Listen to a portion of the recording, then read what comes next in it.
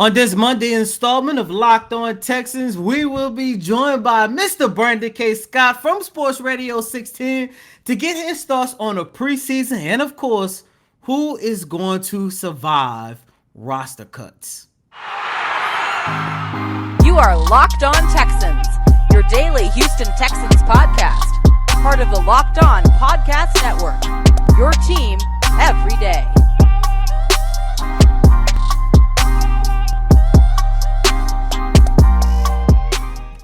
Welcome, everybody, to a Monday edition of the Locked On Texans podcast, a part of the Locked On Podcast Network, your team every day. This episode is brought to you by Brightco Jewelry and Watch Insurance. Brightco brings you comprehensive, fast, affordable jewelry insurance for as low as $5 per month. Check out your special offer for Locked On listeners and get covered in under 2 minutes at brightco.com/locked on. That's brightco.com/locked on, and that is BRITE. I'm John Hickman, joined by Cody Davis. Excuse me for my voice. I am a little under the weather. However, the work don't stop. Neither does the Houston Texans and progressions of getting to where we're going to be come day one against the Indianapolis Colts. Roster cuts are, around the corner. Actually, they're happening today. And, of course, we'll talk about each and every cut. However, Cody had a very interesting conversation, and I think it's very appropriate seeing that the reason why we may get a better version of the Houston Texans this year is based off of the play of Derek Stingley. Jalen Petrie put the running game on the shoulders of Damien Pierce, not the wide receiver, but the tight end group. That may have a different conversation towards to the end of the year with Tegan Contoriano. Whenever we see Christian Harris, we're going to throw him into the mix at the linebacker group and talk about his play whenever he's healthy enough to play, in Kenyan Green, talking about the rookies, which is something that we didn't talk about too much previously in the Bill O'Brien era. Yeah, John. And look, ever since this new regime started, I've always said how different everything felt. I always talk about how different the locker room is. I always talk about how Nick Caserio actually had a plan on what type of players he would be targeting during the draft, during free agency. Like, you know me, ever since they hired Lovie Smith, I've been talking a lot about the new feel around this organization. However, since training camp and after the Texans goes 3-0 in preseason, I'm sitting there and I'm listening to Lovie Smith. I'm listening to what the veterans have to say. And later on in the week, we're going to have an opportunity to hear what Nick Caserio has to say. And everyone who talks about the talent of this team, they always talk about the rookies. And not only that, when we always ask Coach Lovie Smith about the potential starter, Lovie Smith, of course, he's not going to show his hands, but at the same time, he never denies the fact that come week one against the Indianapolis Colts, the Houston Texans are going to start, if not all, a majority of their rookies. You're talking about Jalen Pierce, you're talking about Derek Stingley Jr., you're talking about Kenyan Green and Damien Pierce. Those are 4 rookies who could be starting for this organization come week one of the regular season, which lets me know that this is a chance for this organization could possibly put together their best regime that we've ever seen. And that is very important because, John, I look at what this organization has done in the past, especially the biggest regime of them all, which was, of course, the Bill O'Brien era, where it didn't matter how talented a player was. If there was a rookie, it always seems like Bill O'Brien would just dust that off. Oh, he's a rookie. He doesn't know what he's talking about. He's not going to receive that much playing time. I mean, all we got to do is go back to the very first year of Deshaun Watson. Like, everyone was expecting Deshaun Watson to be the starting quarterback come week one of the regular season. And look who you threw out there, Tom Savage. And within a half, everything changed. But I say all that just to say, it seems like this regime, John, listeners and viewers, are putting their rookies in the best possible scenario to go out there on the field, showcase their talent, and to go out there on the field and learn from their mistakes early. So when we get to year two, when we get to year three, when we get to year four, those players are going to be in a better position, and those players are actually going to reach their potential and be something special in this league. And that was very important to me to say because, John, last week we talked about the possibility of Ross Blacklock not making his team. And within that conversation, we talked about Matt Sharpen, another guy who has a possibility of not making his team. We also talked about Lonnie Johnson Jr., a guy who has moved on from this organization. And to me, it seems like when I go back and I take a look at how Bill O'Brien treated those rookies, once again, it seemed like it didn't matter how talented the rookie was. It always seemed like he did not put too much into those rookies early on in their career, and it hurt them in the long run. And it also hurt this organization as well. Versus now, like I mentioned, week one of the regular season, Petrie, Stingley, Green, Pierce, all four of those guys could be starting for this organization. And as you alluded to, at some point in the season, we'll be sitting here looking at Chris Harris starting for this organization. I just feel good about this regime as of right now. And I just wanted to point that out, John, listeners and viewers, because once again, as I mentioned, ever since what February when Lovie Smith got hired, it seemed like this organization is finally on the right track of doing something special. And yes, I understand you playing these rookies is not going to take you from 4 wins to 13 wins or whatever the case might be. But like I mentioned, because you are putting so much in your rookies early on, especially giving them the appropriate playing time, it's going to help them in this organization in the long run. And I also want to say that, you know, the Texans have to, under Bill O'Brien, yeah, Deshaun was, one of the guys that it was a head scratcher why he didn't start week one. But, you know, now when you look at Derek Stingley, the cornerback position, the safety position, the offensive line position, the running back position, all of these positions are positions that has been hurting for the Houston Texans. They had great players at those positions and they hadn't had any sense. And so it just so happens that each and every one of those positions come in the form of a rookie right now that could possibly be different than what Houston has seen before. I haven't thought of a safety that good for Houston um, since the first year of Justin Reed. How many seasons ago was that? Um, when you look at Kareem Jackson, like how long ago was that safety position interesting, worth talking about, with a player worth mentioning? So they're stepping into positions like Derek Stingley, where J. Joe was years ago for this organization, the top cornerback on his team. Damien Pierce, we're raving about him because we haven't seen a player at that position since Arian Foster, right? We talked about Carlos Hyde, but that was 1 year.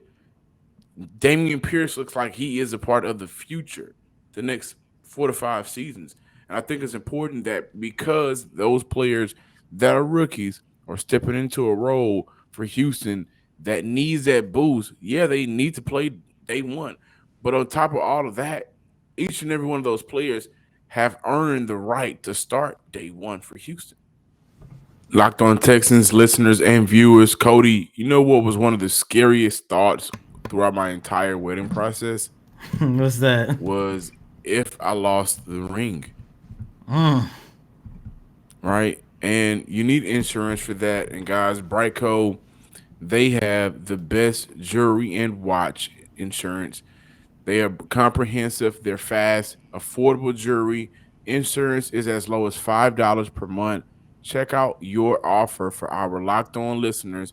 Go ahead and get covered in under 2 minutes at brightco.com/forward/, locked on.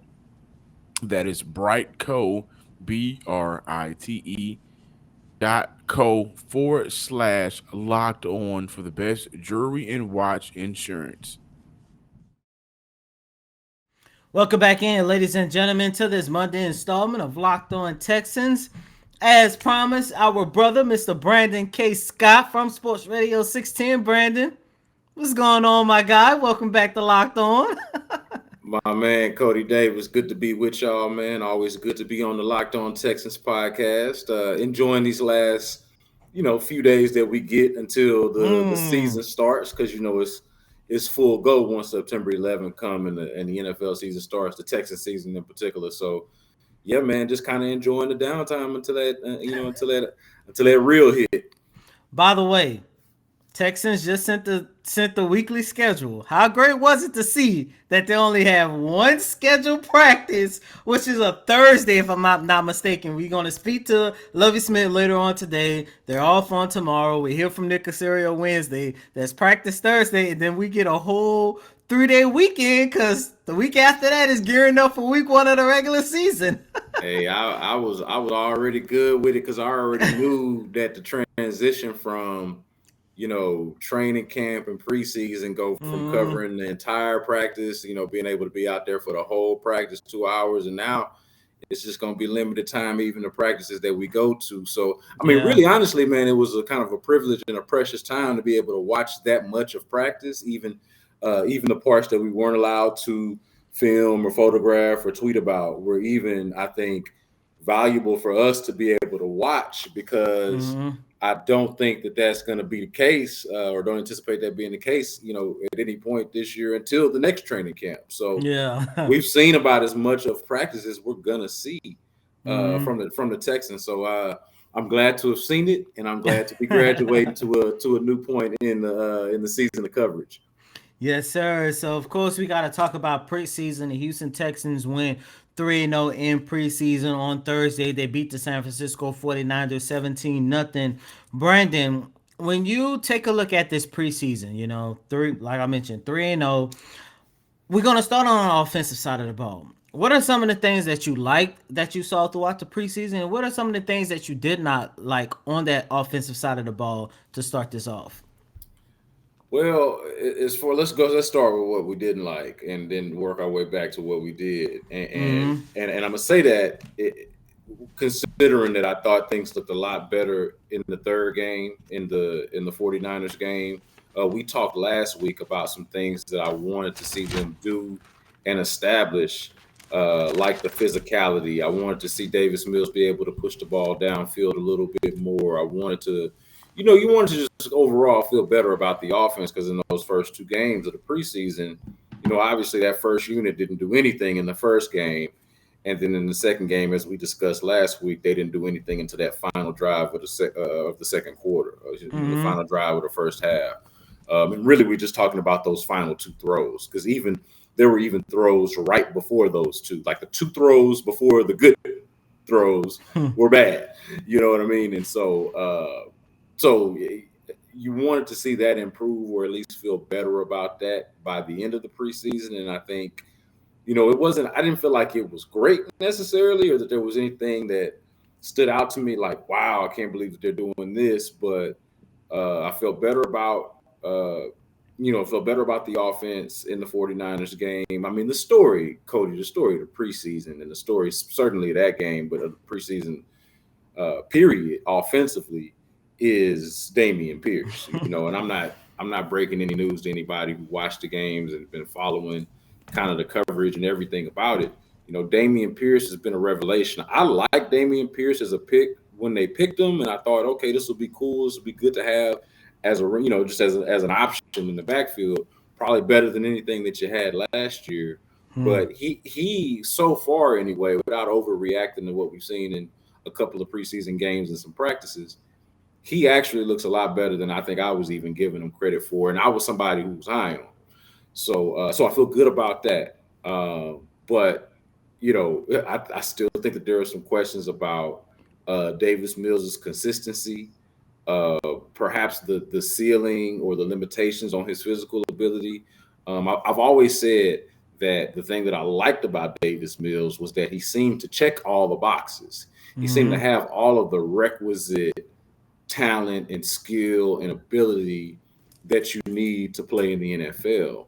But what does requisite get you? Like, does that just mean he'll have a job in the NFL for a long time, or is what you're seeing the hallmarks of somebody that you can build your franchise around, or somebody that you can hang your hat on as the quarterback of the future? And I have not seen that. Just flat out. I mean, I think about, it was interesting going into that game, Cody, against the 49ers, considering where they are in their life cycle at quarterback, having had Jimmy Garoppolo the last couple of years, several years, and now moving on to Trey Lance. And you think about that, you're like, man, Jimmy Garoppolo's an okay quarterback, and has been successful with the 49ers, took him to the Super Bowl, took him to an NFC championship game. But it was his limitations that led them to move on, or not just move on now, but even last year when they picked Trey Lance, the idea of moving on, knowing that, hey, we're only going so far with this guy, even though he's obviously a credible NFL quarterback.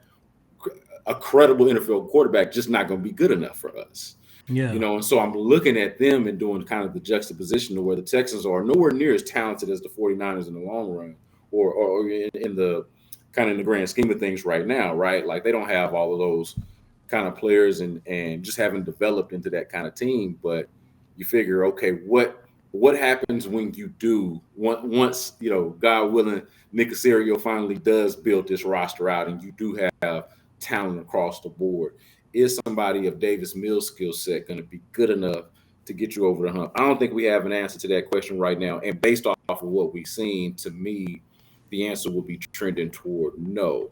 So that's what I perhaps didn't like. I'm not pretending like the book is written, or like I can't be proven wrong about this throughout the course of the season, and I hope I am. But for now, that's what stands out to me as far as not liking. But again, what we did like, Damien Pierce, the story of the preseason and the story of the training camp. And then, Cody, we mentioned this last week too, of a few players that I wanted to watch. And since we're talking about offense, I mentioned this on the radio as well. Kenyan Green, someone who I was a little bit worried about. Like, Yeah, I me don't, too. I yeah, had I to mean, apologize. yeah, man. Like, and again, I wasn't trying to overreact, but based off of what we had been given and what we had been seeing, man, I was worried. I Me was too. worried about Kenyon Green. I'm not as worried anymore. I'm still worried about, like, continued health, being able to stay healthy, conditioning and all of those things. But I do think those things will come. And I have grown to sort of accept the possibility that he is, not even the possibility, but the likelihood, I should say, the likelihood that he's not a finished product as a rookie. And so if there's some bumps and bruises and some things to work around the edges to kind of make him that guy eventually, then you'll eventually develop into that. But for now, based off of what we saw in that only preseason game of Kenyan Green, really got to feel good about two rookies on the offensive side of the ball in Damien Pierce and Kenyan Green, and even in the game before in LA, Tegan Quatoriano got him a little touchdown reception and everything. So things feel better than they did, let's say, at the beginning of the preseason and throughout camp.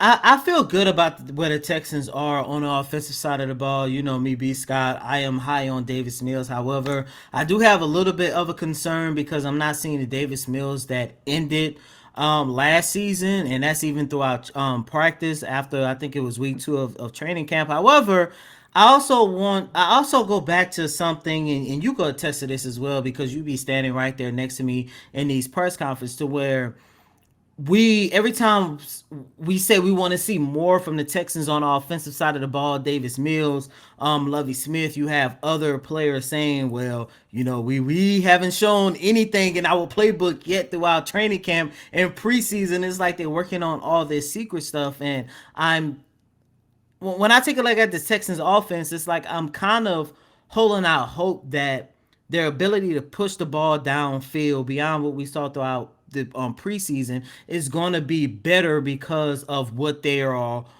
secretly working on that offensive side of the ball. And like I say, Brandon, you could attest to this probably better more than I can, because you have heard that same thing too. Like, on the offensive side of the ball, Pep Hamilton, Davis Mills, and all these other guys saying that they have not showcased their full offensive playbook as of yet. Yeah, but the thing that worries me about that is based off of what you have showcased, based off of what you have shown us, you've shown us that you have not mastered that. Like like the limited sample size.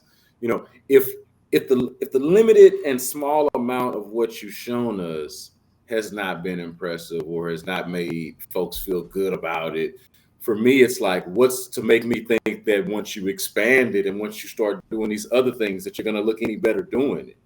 What's to make me think that that ball that Davis Mills missed Jalen Camp on in the second preseason game, or the one that he missed, maybe was it Chris Moore? There were several misses. The underthrow to Nico Collins that they end up getting a pass interference call on that ultimately becomes a positive play. If you remember, Cody, Davis Mills was open and honest about that being a throw he'd like to have Yeah, I back, remember.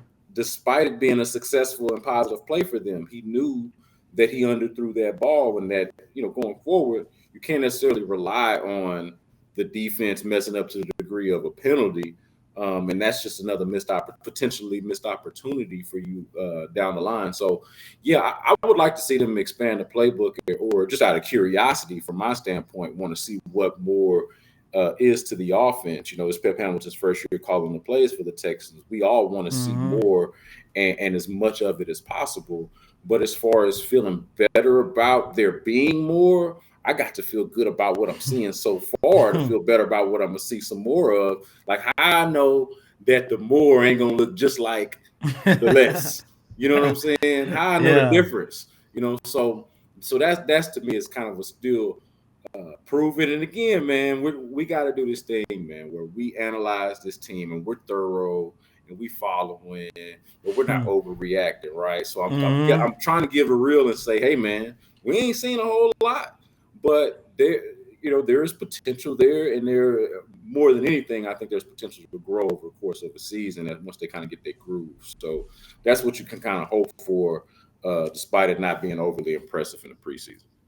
Talking about not overreacting, I've been trying my hardest to keep my composure about this defense. 14 sacks in 3 games. The secondary finally looked like they're working with something, especially by the way Jalen Peter has been playing. We haven't seen too much of Derek Stingley, but I like what I've been able to see out of Derek Stingley. Going back to his debut against the Los Angeles Rams. And I mentioned this during our recap on Friday's show. Even though on the box score it didn't show it, Derek Stingley did not back down to the 49ers how the way they were just going after him. This defense, the defensive line unit, everything about this defense is looking good. Brandon, before moving on, what are your thoughts about this defense as of right now? Yeah, man, we talked about this too, of me being just a little cautiously optimistic, but not, wanting to overreact. Kind of in the same vein of what you're saying, of looking at the defense and saying, okay, like the defensive line, for example. I think that's what we really hit on last week. It was like, okay, they're deep, Mm-hmm. but how good is that depth? And that was why Jerry Hughes and Mario Addison, them having not played any of the preseason games prior to that last one, that's the reason why I really wanted to see what they were talking about. What that was, because I felt good about that, but Yeah. needed to see it in the game, needed to feel better than good, I guess. And I do. I gotta say, I'm right there with you in terms of, hey, the defense looks good. I think that I'll put it to you this way. I think that they've upgraded at pass rusher significantly by bringing in Jerry Hughes, Mario Addison, and Rasheem Green, who I've mentioned before, looks the part physically. And then when you see him, like, he's huge, and then you see him out there, he's beating dudes with speed. Like, he's just Hmm. blowing by cat. This big old dude that you expecting to be like a bull rusher, he'll get physical with you, but he'll just blow by you too. And so I've been impressed with that. I think that they have upgraded at pass rusher um, significantly, especially compared to where they were at this point of the season. When we were still thinking that Charles Omenihu was going to be somebody that was going to have a heavy impact on the team or something like that, and he's now a backup over in San Francisco. I think they upgraded there significantly. The linebacking group is, for the most part, from what we can see, basically the same until Christian Harris gets healthy. You know what I mean? Until Garrett Wallow gets healthy. and we see whatever that progression is like for Garrett Wallow from year one to year two, what his role ends up being once he's healthy fully, and then Christian Harris as well as a rookie. Once we see how he fits in, I think we'll have a better gauge for how much how much has the linebacking group actually improved. But for now, they're basically the same. The same cast of characters that you can expect to count on between Christian Kirksey, Common Gudriel Hill, and Kevin Pierre Lewis. So that's basically the same. I didn't ever have a huge complaint about the linebacker play. I thought it could have been better, but I didn't think it was bad last year necessarily. Didn't have a problem with it. But I am excited about Christian Harris. Want to add just whenever that does come to fruition, and we'll see when that is. And then I talked last week about the secondary, specifically the safeties. You know what I mean? The Jalen Petrie, Jonathan Owens tandem, I am impressed with. I feel really good about. Might even feel best about so far, and that could change. Throughout the course of the year, maybe I feel better about the defensive line once they, start showing out, right? But for now, it's the safeties, and Derek Stingley was somebody I was high on at LSU coming out of the draft. He still looks the part to me. Looks different, physically, athletically. They talk about him being a real inquisitive and smart dude who asks questions and picks up things fast. So you like to hear that. And then Steven Nelson's a dog too as your second option. I think regardless of what Derek Stingley is in year one, like all the rookies, right? I was mentioning about Kenyan Green earlier in the show and talking about Derek Stingley now. There'll be some rookie bumps and there'll be some times where you kind of look at it and you're like, come on, Rook, that type of thing. But eventually we expect that to work out. But right away, let's call Steven Nelson the number 2 cornerback. That's the best number 2 cornerback you've had in years. Years. So I'm with that. And that's not to overtalk Steven Nelson. That's just to say that, hey, it's a much more solid group defensively that you just got to feel a lot better about. Now, I still got questions about how good they're going to be exactly against the run. Because until that plays out, they've been so bad against the run. Same thing on the offense. You feel better about Damien Pierce, and you like what they did, the upgrades at the offensive line. You feel pretty good about their run game being better. But almost until you see it, it's kind of hard to believe because it's been bad for so long. Locked On listeners, I want to make sure I tell you guys about Prize Picks. Pick up to 2 to 5 players, and if they'll go on to score more or less than their Prize Pick projection, you can win up to 10 times your money on an entry. There's no competing against other people. It's just you versus the projections available. Prize Picks offer projections on any sport you watch. This includes NFL, NBA, MLB, NHL, PGA, college football, men's college basketball, women's college basketball, soccer, WNBA, esports, NASCAR, and many other sports. Entries can be made in 60 seconds or less. It is that easy, safe, and fast withdrawals currently operational in over 30 states and Canada. Download the Prize Pick app or go to prizepick.com to sign up and play daily fantasy sports. First-time users can receive a 100% instant deposit match up to $100 with promo code Locked On. If you deposit $100, Prize Pick will give you $100. If you deposit $50, Prize Picks will give you $50. Don't forget to enter promo code at sign up for an instant deposit match up to $100. Welcome back in, ladies and gentlemen, to this Monday installment of Locked On Texans. Mr. Brandon K. Scott from Sports Radio 610. Ladies and gentlemen, depending on when you hear this podcast, watch this podcast, we should start to hear reports coming from Aaron Wilson, Brooks Cabina, DJ, Jonathan, Brandon, myself, John. Pretty soon we're going to be rolling out names of players who will not be a part of this 53-man roster in the next couple of hours, let's just say the least. Brandon, throughout training camp, throughout preseason, of course, trying to project how this Houston Texans 53-man roster is going to shape out. who are some of the guys that you are looking at who you feel is going to be on a bubble? Guys that you don't really see being a part of the 53 man, but you could see them probably being somewhere in the background, being a part of the practice squad. And of course, the biggest name everybody is holding their breath on is, of course, Ross Blacklock. So, what are your thoughts about this 53 man roster and how you think it's going to shape out? Yeah, man, I think that the Ross Blacklock one is the one to pay attention to. I don't think he's going to make the 53 man. At this point, I remember going into training camp. I was talking about him as being a bubble guy, somebody that might I not remember make it, that. not really being sure. That was one of the things I was watching out for from the beginning, and I mentioned even just before I really knew anything about Kurt Hinish and what his impact was going to be. But I was just saying, man, last year, in his second year, a rookie in Roy Lopez, a 6th round rookie, passed him up on the depth chart and became a starter. Somebody who you could argue has less physical tools than Ross Blacklock, but has the technique and the understanding and sort of a kind of a will to fight as well. Like there's kind of this grit about Roy Lopez, and I was like, man, if there's another dude like that, if there's one other dude like that, then he's in trouble. And the one I was thinking about at the time was Thomas Booker. Like, man, how good is he?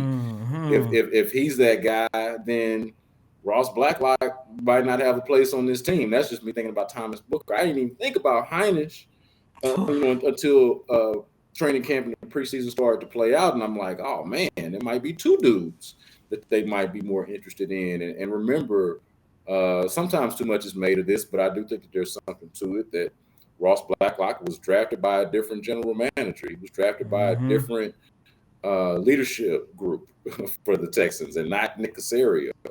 And so who's to say and who's to know what Nick Caserio's evaluation ever was of Ross Blacklock? Like, you know what I love to do?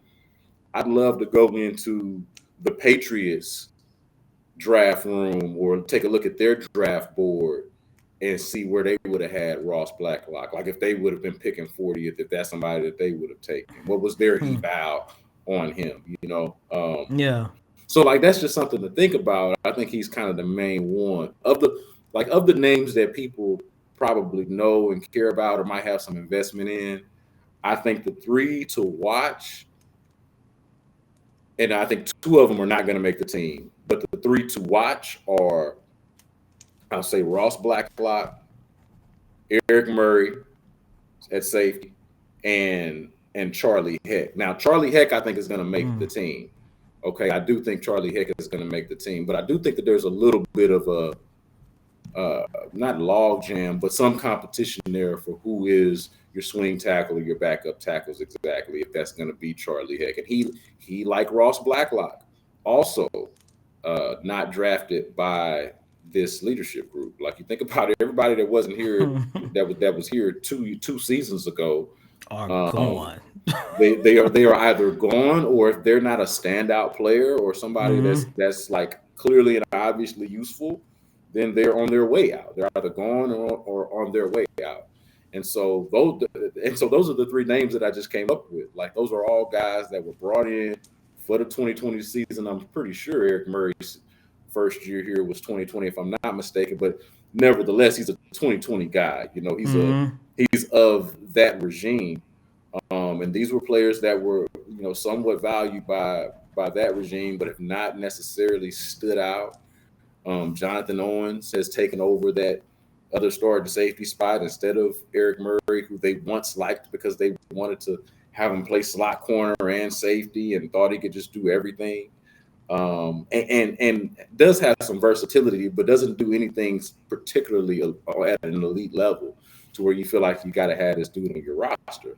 So those are the three names of guys who are, let's call them holdovers from the previous regime, who haven't been like highly productive, even though I do think Charlie Heck has done some good things at times and was never expected to be like, it was like, I think always was expected to be kind of a swing tackle, someone who could start for you in a pinch.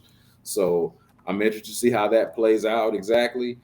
And also what they do with at edge rusher. I think like how many of Mm-hmm. these guys are they going to keep exactly?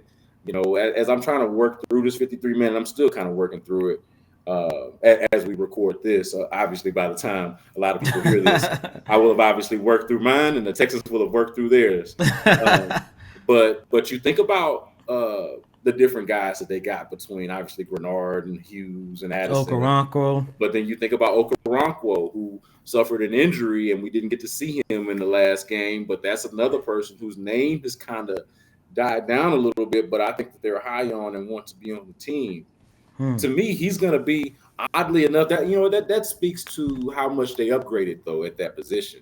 Because Exactly. if a dude like Okoronkwo can be a bubble guy, man, I hope he makes the team, and I think he will. But if he can be kind of even considered a bubble guy on this team, which I don't think we would have thought going in, that means that they did some pretty good things there. So my main three, as I still continue to work out my 53 man roster, the main three guys who I'm wondering and questioning, are these guys still going to be on the team? How long are they for the team? It's Ross Blacklock, it's Eric Murray, and it's Charlie Happ. Brandon, really quick before closing out this latest installment, me and John opened up the show just having a conversation about this regime. And yes, I understand it's early. We're not going to fully grade the first year of this new regime until we get halfway through this upcoming season. However, and once again, you could attest to this too because you be standing there right next to me. Ever since they hired or Lovey Smith fell into the lap of the Texans as head coach, it just seemed like everything about this organization is finally on the right track. And when me and John was talking, I told John that I feel very confident in this regime because even something as small or as big, depending on how you look at it, is the fact that I like that this regime is giving their rookies the opportunity to go out there and not just play, but to go out there and learn from their mistakes. And that's going to be very beneficial in their career in year 2 and year 3 and year 4. And when I was standing there, listening to Lovey Smith talk about Pierce, talk about Stingley, talk about Green, talk about Petrie. Petrie, come week 1 of the regular season, there's a possibility that we can have 4 rookies starting in comparison to the last regime and Bill O'Brien, to where it didn't matter if you was Deshaun Watson or you was the last pick of the draft. He really didn't want to play rookies. And I'm looking at this from a standpoint, I like the fact that this regime is putting a lot into their rookies early. And me personally, I just feel a lot more confident in this regime now than I did at the beginning. Let's say in February when Lovey Smith took over. Because look, I mean, yeah, even though he's gone, and I know people don't like to say his name, let's be real. Week 1, what was that? 2017. There was no reason for Bill O'Brien to put Tom Savage over Deshaun Watson. Come on now. No, it's ridiculous. It's ridiculous. I'll never defend it ever, ever, ever. But once again, you was there, and you was there before I was. To when you used to hear Bill O'Brien, you talk about these rookies and talk about playing time, and he'll just shove it off to the side. And I really do think when you hear guys like Blacklock, guys like Lonnie Johnson, hell, even guys like Kiki QT, like I really do believe that the fact that that regime really didn't put a lot into their rookies early is the reason why a lot of these guys, they're trying to, it's like hard for them to find a job now. And of course their career here didn't really do much. Yeah, so I didn't like the tone of how rookies were talked about in the past, but Mm-hmm. I do think it's fair to provide some context to it. I think part of it was disingenuous, to be honest. Like Yeah.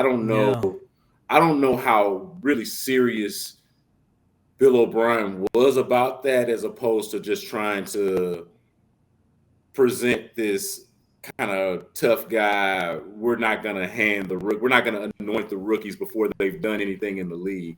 We're not gonna say that the rookies are better than they've proven themselves to be, given that they have not done anything in the league. I think there was something about Bill O'Brien that was trying to be like an old school sort of like, trying to be hard about, like, again, not prematurely anointing rookies, and trying to basically trying to humble them, and even humble our expectations and ideas of what the rookies were going to be. I thought that was part of it. To the other degree to where it was true and was genuine, I thought that it was partly reflective of the fact that they didn't necessarily draft well, especially Yeah. when Bill O'Brien was in charge. Like, talk about rookies not knowing anything or rookies not being any good. Well, maybe that's just the rookies that you go out and get. You know what I mean? Yeah. That to me, that can't be lost on me either. That, the Titus Howard is working out, but like that was, I mean, them guys drafted Max Sharpen and Lonnie Johnson in the second round, essentially back to back, and neither of them has been able to be a viable starter past Sharpen's rookie year. He's never been he's regressed for the most part. Lonnie never realized whatever potential we thought he had. So I think that was part of it. Now switching over to this regime that we're talking about now, I think that they saw last year what it looked like when you got a team full of veterans and 5 rookies. When your draft class is just 5 guys, and you just got a bunch of, I hate to say it, sound disrespectful to those guys that was out there doing the best that they could, but that was a bunch of has-beens. They had has-beens, retreads, and rejects that they had out there last year for the most part. Let's just keep it real and say what it was. And then so your young talent, okay, this team wasn't never going to get good without an infusion of young talent. And so fast forward to now, they got to rely on the rookies, like sink or swim. The rookies and second year guys, like they need those guys to be good, whether it's guys that they drafted, like Davis Mills and Nico Collins and guys like that, or if it's guys that that went undrafted, like a Kurt Heinrich that we're talking about, or the tight end Seth Green. Seth Green from U of H. Like they're thin at tight end. Here's an opportunity for an undrafted. If you're an undrafted tight end, like I'm looking at this group like, no disrespect, but I'm gonna go get it. You know what I mean? I'm gonna find me a spot on this team. I'm gonna start making plays. Like they're in a position to now that they've torn the whole thing down. They're in the stage of their rebuild where they have to rely on young players. They don't have any other choice. So I don't want to give them too much credit for embracing the young talent, because I don't feel like they have much other choice. But I will give them credit for seemingly drafting talented guys, and seemingly coaching them up well, which is really all you can ask for. Like if Bill O'Brien talked like that, but was actually coaching them rookies up in the background and making them ready to play, so where you look up and they are ready, and rookies do know something and rookies can play. That's just him talking for the cameras and being, doing some kind of shtick for the cameras. That would have been fine with me. Whatever, do your thing. I mean, I might not like it necessarily, but get them. The rookies don't know anything. Teach them. The rookies ain't ready to play. Get them ready. That's you, the coach. You know what I'm saying? So it's like you telling me that the guy that y'all drafted ain't ready. What you doing? Because that's one thing that's not our job, right? As media, we report, we analyze, we prognosticate, we be right, we be wrong, whatever. But it ain't our job to get these guys like okay, so you telling us that the rookies ain't ready? Get them ready. So I can at least appreciate that they draft these guys and they go in and do their jobs and develop. Mr. Brandon K. Scott from Sports Radio 610. Brandon, really quick, where can our listeners follow you at on social media, and be sure to tell them about the B Block podcast? At Brandon K. Scott on Twitter. Make sure y'all are following me, and the B Block podcast once a week. We're going to be doing some more things pretty special too with Odyssey if y'all keep following, but y'all have to stay tuned for that. Also, once a week, every Thursday at 11 a.m. Central Time. I am on In the Loop for about a half an hour, 11 a.m. Central Time. So y'all check us out on In the Loop on Sports Radio 610. That's every Thursday, in season, off season. whatever it may be. And Labor Day as well. I just got news that I'm gonna be filling in for Ron the Show Hughley on Labor Day. So check out Sports Radio 610 from 2 to 6 on Labor Day as well. If you're in the car, got your app, or you're not, whatever it is, if you got some free time to spare, to listen to what we got going on. So yeah, B Block Podcast every week. You can get that anywhere that you get your podcast, and at Brandon K. Scott on Twitter to find the latest on basically everything we got going on. Yes, sir. Congratulations, my guy. And as always, I'm your host, Cody Davis. Please remember to follow me on Twitter at Cody Davis _24. Once again, that's Cody, COTYDAVIS _24. And be sure to also follow my co-host, John Hickman, at John _Hickman 12. That is John _Hickman 12. Until next time, ladies and gentlemen, peace.